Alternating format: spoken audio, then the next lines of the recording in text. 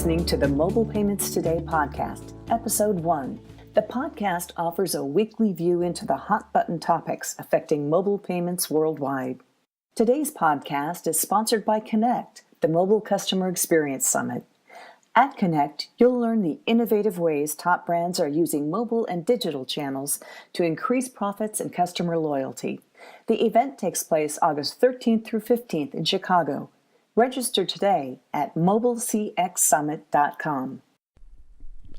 Hi, everyone, and welcome to Episode 1 of the Mobile Payments Today podcast. I am your host and the editor of Mobile Payments Today, Will Hernandez. So, I want to take the first few minutes of this episode to introduce you to the podcast and give you an idea of what it will be about as we plan to come to you every week and every Friday. So the Mobile Payments Today podcast is a weekly view inside the industry with company executives that keep this sector chugging along. Each week, we're going to interview an executive about the hot button topics affecting mobile payments worldwide. The podcast is also going to have a weekend review in terms of the news, and each week we'll also catch up with a Networld Media Group editor about mobile developments on their specific beats such as banking, blockchain, retail, restaurants, self-service, and a lot more.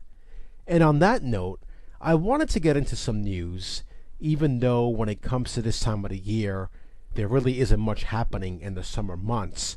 But I want to go back almost a couple of months and discuss PayPal a bit here. The company acquired 4 companies in a span of about 30 days or so. And if you look at those acquisitions all together, they're all related. The big one, of course, was iZettle for $2.2 billion. iZettle is commonly referred to the European Square, so PayPal instantly got an entryway into small and medium businesses with that acquisition. Then came the deal with Jetlore, which is a company that specializes in AI to create personalized commerce experiences. PayPal's Hyperwallet acquisition also touches the small business area, as that platform is used to disperse payments to merchants and individuals on online marketplaces. And finally, Simility specializes in fraud protection. So, if you look at PayPal's core business and line that up with these acquisitions, you can see why they all make sense. And I don't think that anyone will be surprised if PayPal makes some more acquisitions before 2018 is done. Stick around for our first guest on the Mobile Payments Today podcast as I chat with Ron Green from Mastercard. We get into a conversation about security and why some consumers shy away from mobile payments because of security concerns. And after my chat with Ron, we'll come back with Judy Mottl. She is the editor of Retail Customer Experience, and she is fresh off of Networld's annual Interactive Customer Experience Summit, which took place last month in Dallas. I also want to thank our sponsor for this week, and that is Connect, the Mobile CX Summit, which is taking place August 13th through August 15th in Chicago. I'll be right back after this quick break.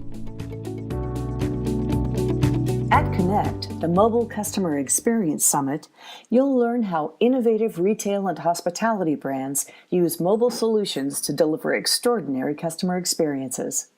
The event takes place August 13th through 15th in Chicago. Register today at mobilecxsummit.com. That's mobile, M-O-B-I-L-E, cxsummit.com. I'm here now with my first guest on the podcast, and that is Ron Green. Ron is the Executive Vice President and Chief Security Officer for Mastercard. He leads a global team that ensures the safety and security of the Mastercard network, as well as internal and external products and services, including business continuity. Ron, thanks for taking the time this week. I really appreciate it, and welcome to the podcast. Well, thank you very much. Happy to be here. There kind of seems to be a misconception, maybe you can correct me if I'm wrong, with some consumers about the safety of certain kinds of mobile payments, especially maybe when you're looking at NFC mobile wallets versus things like in-app purchasing, and some consumers kind of outright refuse to do any kind of mobile payment on their phone. And I guess the question to you to start off here is, why does this continue to be an issue with consumers? I think a lot of that just in people not understanding the type of payment or the activity that they're about to undertake without not knowing much about the technology and how it works. And then it's a new thing. You know how that new thing feel is not quite right there. And what I have to say about that is, for mobile payments, especially the NFC, think about the controls that we can apply to it, the things that we can enable with the transaction, like the use of the biometric in authenticating the transaction. Having an understanding of the device, is this typically a device that the person uses? Having that kind of information, is it where the person typically is when they make a purchase? Having that kind of information allows us to make a better decision about allowing the transaction. And then finally, when that transaction actually happens itself, we're not using the card number, the classic card number that the person is used to seeing. It's not that plastic piece of that they're so used to seeing with the 16-digit numbers on it. When you're making a payment, either using MasterPass or using Apple Pay or Google Pay, when you use those kinds of technologies in processing that mobile transaction, that actually leverages what we call is a token, right? And a token is something that, it's usable for a certain activity from a certain thing, and it's not something that's readily transferable. So if a bad actor were to steal it, they were able to somehow work their way through the encryption and then somehow identify the token. You can take that token and try to use it someplace else, but it only works with that particular device, right? So people don't understand those things. It's still that it's new, it's different, and I see all these hacking things that are happening in the press, and that gives me pause. If consumers found value in these emerging payment methods, then maybe security becomes an afterthought because they're seeing the value in something like an NFC mobile payment or a wearable, or even something like an Amazon Go. Is it that simple to say that if a consumer finds an advantage to using these things, that security goes out the window? I can't imagine that's really the case. How do you kind of view that area right there? Well, I think that is the challenge of security just in general. As we create a new thing, people would like to try and get those things out before you've had an opportunity to make sure that the right security goes into it. I think one of the advantages of being at Mastercard, security is actually a principal value. Safety and security is like a hallmark to what it is that we do. So whenever we think about a new payment technique, we think about the security that we can provide to it. We think about it also in a way that how can we make the security, how can we have it provide the least friction possible? So let me just take you back to my days being in the Secret Service. The best security is security that it's not really visible. Now you see with the Secret Service, when the things that they do, you see a lot of stuff that's there and that's in front of you. But what you don't understand is more than 70% of that work, 80% of that work happens in the background. It's stuff that you don't see. And that's the same thing, that same kind of philosophy when it comes to enabling or making a transaction happen. The more that you can exert controls that are passive yet effective, the more powerful that can be. And it gives a user an ease of use. It's easier for that customer to use. And so they're happy about that. It's quick, it's easy. But knowing on the back end that we have a number of security controls are in place, I think they would love to know that. But we value that more because it's imperative that people have trust and confidence in the payment ecosystem. And I think that brings us to our next question here is people having the confidence to use connected devices now. This is something that we're talking about more, whether it's a car, whether it's an Amazon Alexa or whatever else is out there. What do you think are going to be the challenges with securing those environments? And I'm sure that they are, especially as more of them become capable of handling transactions. The Internet of Things, these devices that become more and more available, they aid in our ability to do things more easily. What I see as a problem that we'll need to think about. It's not a new problem. It's just that problem having to engage it, more than tenfold, right? And that's just maintaining security or the maintenance of the system. If you think about just a server, servers require them to be updated with the right level of operating system and the applications to be maintained at a certain level. And if there's a vulnerability on a particular form of encryption, you have to update that to a newer method of encryption. And when you get into the Internet of Things, what will be important for payments is that all of those things are incorporated into the device that will be out there and on its own. And I know there's lots of promising technology to make sure that the devices are refreshed, they kept current, and they have the right security posture even after they left the manufacturer's floor. Just to keep those things updated ongoing. And when it's not in service anymore, to shut down that payment activity. So if you look at what it is that we currently do, we have like the payment card industry standards, PCI standards, that govern how a business can conduct card transactions. You can expect that we'll have those same requirements within IoT devices. We are looking at, and some of our analytical engines will be a part of the IoT devices. We're just analyzing, hey, it's a refrigerator and it's trying to buy a diamond ring. That doesn't make much sense, and so we should stop that activity. That would be interesting, though, if that was the case. And Ron, one last question here, kind of speaking about the future. Are there a couple of things you can point to that maybe we should keep an eye on, just in terms of security and the payments industry? Well, one of the things is the use of artificial intelligence in the process of security. Now, we use quite a bit of it now, but and how we use it is in understanding like payment flows. Should certain things be occurring, and if it's anomalous or weird, should we allow it to happen?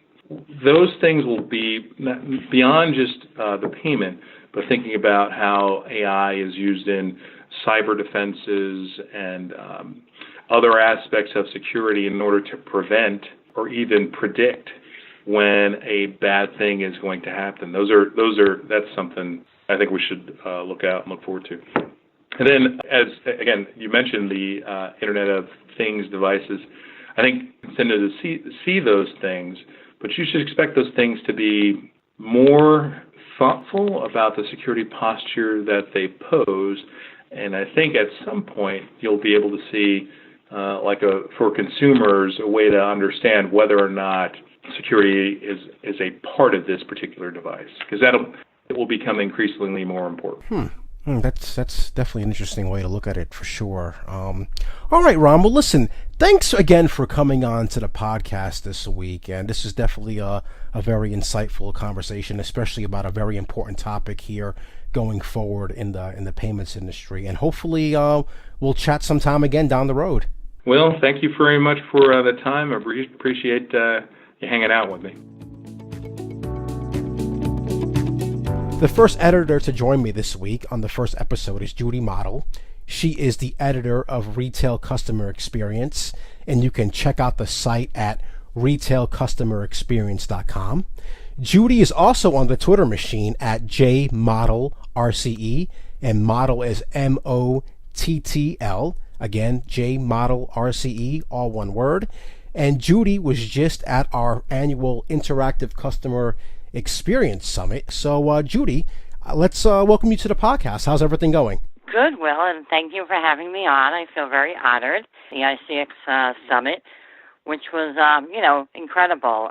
Great energy, terrific speakers. The ICX Summit is focused on how brands are interacting with their customers on a daily basis. Very innovative. We had a wide spectrum, but a lot of it is tied to mobile, either directly or indirectly. So it was a great show. As you mentioned, this is a show that's focused on how brands interact with their customers, whether it's a retail or banking. I know there was some self-service stuff going on there as well, but what are maybe one or two things that we can take away from what you saw there last week or what you heard? The show opened up with a great keynote from John Padgett, who is the Chief Experience and Innovation Officer at Carnival Cruise Line. Now, he's the guy who made the Magic Band for Disney, Mm-hmm. Yeah. And, I mean, you're talking about, the billions of people who've gone to Disney and probably thanked him silently for that. Sure. He's doing the same thing for Carnival. You sign up for a cruise, you book a cruise, and you get this tiny little wearable that you put on a band and put it on your wrist, even before you get on the ship. And that gets you into your room. You can, pre-program events you want to attend or excursions you want to go on, all through that medallion. And some of the mobile features in this are incredible. No matter where you are on the ship, you decide you want to drink, you can do it through the medallion, and the service comes right to you. You don't have to find a bar. You don't even have to tell them where you are. So it's a great way for them to get a good idea of what their customers and, their clients are doing on the ship, but it's also super convenient for those attending, the cruises. And then at the end of the show, Taco Bell's digital mastermind, Rafiq Hanna, came in, and he talked about their whole All Access initiative, and he's the director of that. And again, Taco Bell is so mobile. It's like insane. And they're doing everything business-wise and fun-wise to make, their customer engage with their brand and keep up on the trends. And, a lot of people are doing this, all the social media on their smartphone. So, and they're huge with social media. So it was a great show in showing that mobile, I think, is the next big mountain. When I was getting ready to be your guest, I did a little background, and, it's only 4 years ago, right, that Apple Pay came out, and 3 years since Samsung and Android. Sure. So really, mobile pay is still a baby. But there's a report out that says 90% of smartphone users will have made a mobile payment by 2020, which is only a year and a half away. So, I mean, that's an insane short amount of time in terms of mobile consumerism, payment, and how this is really going to transform everything. And, I truly think that, a retailer today who wants to give a rewarding customer experience, has to dig in and make that mobile device experience, whether it's payment or ordering or tracking, just as seamless as it is, on a desktop or a tablet or, some other computer device. Yeah, that seems to be, and we've talked about this a lot over the years. You and I have been working together for 2-3 years now, and talking about how retailers need to put mobile top of mind. One thing we talked about leading up into this call was the cost of all this to the retailers and how there is a lot going on out there right now with implementing mobile ordering and tying that to delivery and things of that nature. What are you hearing in terms of retailers being, I don't want to say cautious or being worried, but I guess they do have to recognize that this stuff is going to cost money to them at the end of the day. Right, and we're talking millions, millions and millions of dollars. And during the show I was on a panel. We were talking about delivery because that ties into mobile too, and Uber Eats. I mean, there's just so many facets to this, but I didn't want to come across as a naysayer or a negative force because you're at a show and there's all this green energy and green innovation. But the bottom line is all these things cost the retailer money, and and I'm only talking retailers on this, but there's a tiny margin in retail. A lot of people don't realize this, that it doesn't have the markup of a restaurant, which has the liquor aspect, which is where a lot of money comes in, right? So for the retailer to really do this right, it's going to be a big investment. And, the back end of this is, a lot of this is, people not going into the store. So they're ordering online, whether on their desktop, their laptop, their phone, and then they're literally driving up to a kiosk, a tower, or pickup area, or having it delivered to their home in their trunk through Amazon. So they're literally not going in the store, and that's going to hurt a retailer at some point, because I don't know anybody who goes into a store for one or two items and comes out. Well, listen, Judy, thanks again for joining me this week. I greatly appreciate it. And I do want to thank everybody who tuned in to the first episode. You can follow Mobile Payments Today on Twitter at MobilePayToday. Again, that's at MobilePayToday. And then be sure to check out that handle for the latest news, features, and commentary about the industry, as well as the latest podcast episode. Thanks, and we will see you next week.